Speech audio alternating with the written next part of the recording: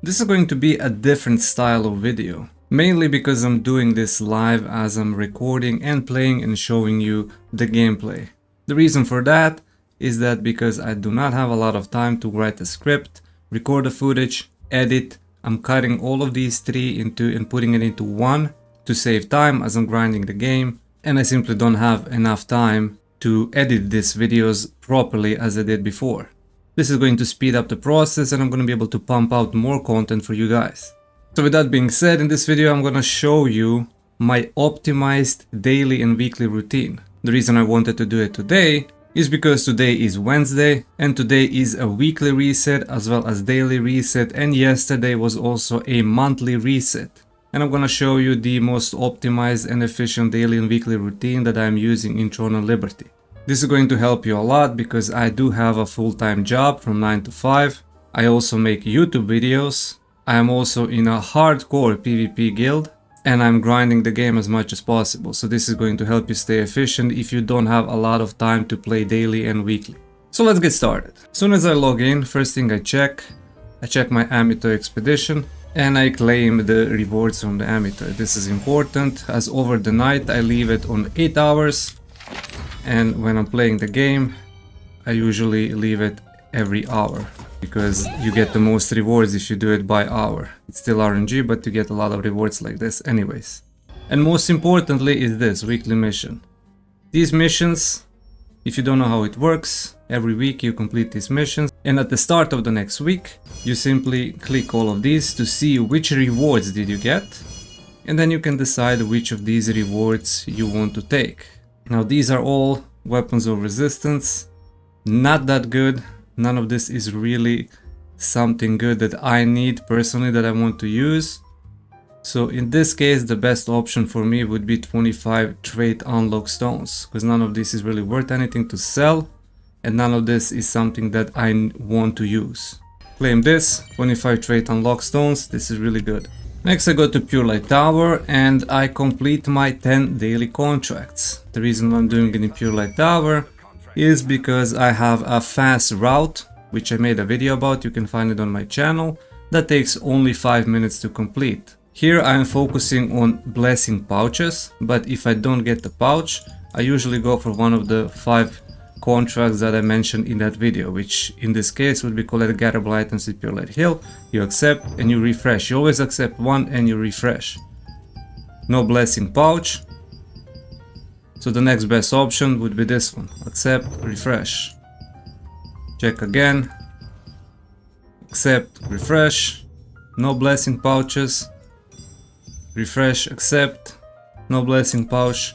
Refresh. So those are the first 5. I will normally then go and complete these 5, come back and repeat the process. Like I said, you can find the video on my channel if you want to learn the proper routing and see how it works in play. After that, the next thing would be doing dungeons, but you have to check what time it is and what events are coming. As you can see, in 13 minutes there's a Peace Malakar and then there's a Conflict Chernobog that my guild is probably going to contest. It's gonna give me enough time to complete the contracts and then do the boss. But normally, if it wasn't an event or a boss time, I would probably just go into party matchmaking and I would queue for one of the dungeons that I need. After the dungeons, there would probably be another event or another world boss. As you can see, at 6 PM, there's gonna be events. Sometimes I skip these events if I have something else to do, something important like edit a video or like record something. So I can usually skip these events, but if the time is right, then I do it. And then at 8 there's also another boss, and like from 8, 9 and 10 is like packed with events. So these are usually the times that I do the events.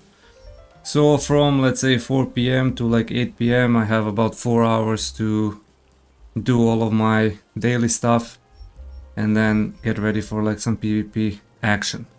If I have any Abyssal Contract tokens, I have them now. So yesterday Shadow Crypt opened, so normally I would also go in Shadow Crypt and try to farm a little bit of tokens down and maybe get a good group. There's a lot of people inside, so it's really hard to farm right now because it literally just got out. But normally when there's not a lot of people, you can actually get some decent farm in.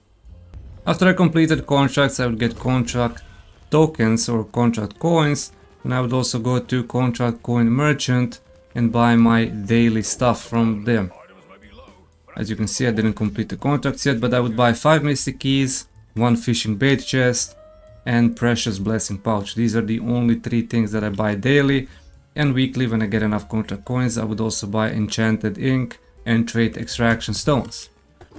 At the same time, you would also want to go to the guild merchant. You also have daily stuff to buy. I buy all of these potions because this is the only way that you can actually get the potions. If you need any of these, you can buy these, and at the end of the week you also will want to buy trade conversion stones as well. Next important thing is Sundry's merchant, which at the weekly reset sells these contract scrolls, which are for the open world dungeon, and 3 Tale Tower scrolls. You also want to everyday buy golden rye because this has a daily limit, honey, and eggs. If you're doing a lot of cooking, this is going to be very useful to you. Then after opening these scrolls, you get 6 scrolls for each of the 4 open world dungeons. And as you can see, I got 6 for Shattered Crypt, so I would also use these contracts to farm them in the Shattered Crypt, as well as I'm farming the Abyssal contract tokens. Now these are all mandatory daily and weekly things that I do, and the rest is like adapting to whatever you can and whatever you want to do with the free time that you have. Normally I would either try to go into my codex and I try to clear all of the quests, blue quests that I skipped from leveling, because they give like nice lower level rewards. You can get like a nice skill books, material chest, like there's a lot of stuff that you can get, so going back and completing these quests is also good.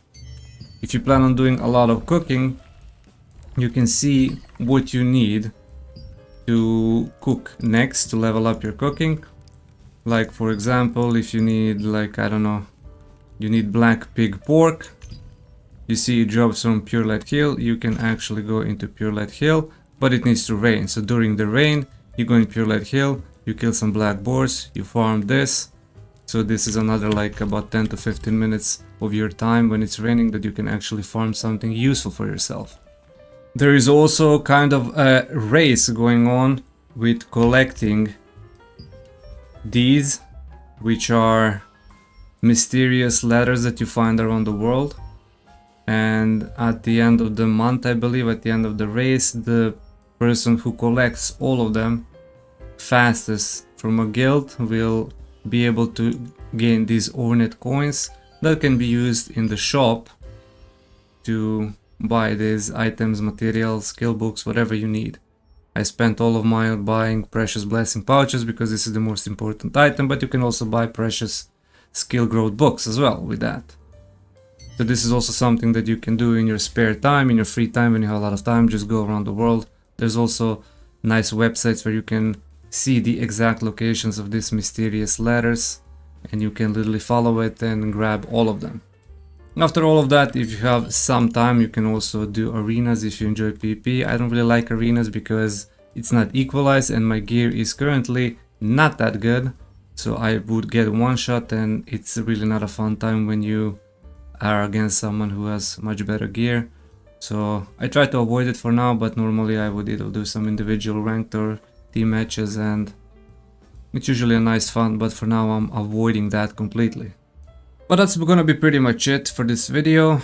I know there isn't a lot of things to do, but this is just the bare bones of early tier 1 content. There's gonna be a lot of more stuff to do later on, but as long as you do all your mandatory stuff that I mentioned in the previous sections of the video in about like 2 to 3 hours, you should have more than enough free time to do whatever else you want to do in either Throne of Liberty, or if you have other obligations in your real life, you can also do that. Hopefully you liked this new style of video where I'm just live recording and like doing stuff in game. This is going to allow me to speed up the content, and I'm gonna be able to pump out more videos more often because it doesn't require editing and doesn't require any preparations.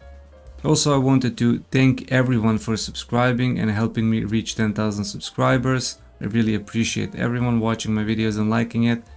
Hopefully you will like this new style of video. If you don't, please let me know in the comments. In any case, Thank you for watching this video, consider subscribing to help me reach 20,000 subscribers, and also watch some of my other videos appearing on your screen.